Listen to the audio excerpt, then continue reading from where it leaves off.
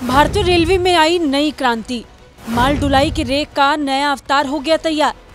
Aluminium freight rake से railway को मिलेगी नई ताकत। मेक इन इंडिया का नया कारनामा देखिए। ओडिशा के भुवनेश्वर में जब रेल मंत्री अश्विनी वैष्णव ने इस मालगाड़ी को हरी झंडी दिखाई तो रेलवे में एक नए युग का शुभारंभ हो गया, क्योंकि इस मालगाड़ी के डिब्बे मेक इन इंडिया कार्यक्रम के तहत बनाए गए हैं और इन्हें बनाने में लोहे या स्टील का नहीं बल्कि एल्यूमीनियम का इस्तेमाल किया गया है।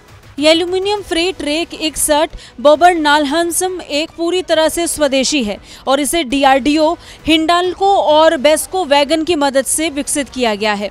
अगर इस एल्यूमीनियम फ्रेट रेक की खासियत की बात की जाए तो इसका वजन सामान्य स्टील रेक से 3.25 टन हल्के हैं।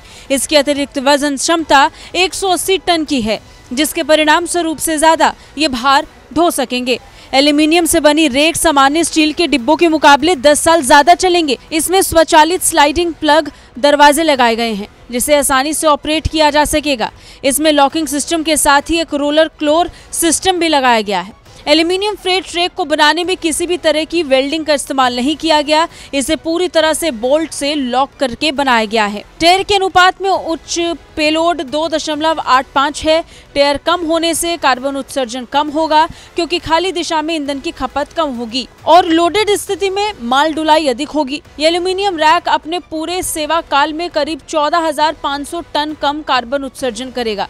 इस रेक की रीसेल वैल्यू 80% है। इसकी लागत 35% ज्यादा है, क्योंकि ये पूरी तरह से एल्यूमीनियम से बना है। जंग और घर्षण प्रतिरोध के कारण इसकी रखरखाव लागत भी कम होगी। स्वदेशी एल्यूमीनियम उद्योग के लिए रेलवे का ये कदम ज्यादा लाभकारी होगा।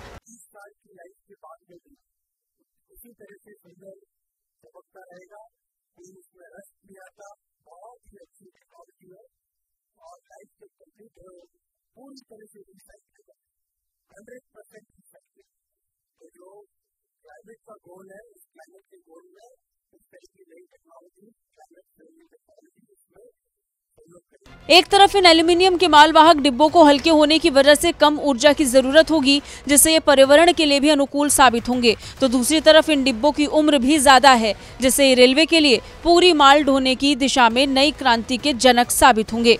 ब्यूरो रिपोर्ट, भारत तक।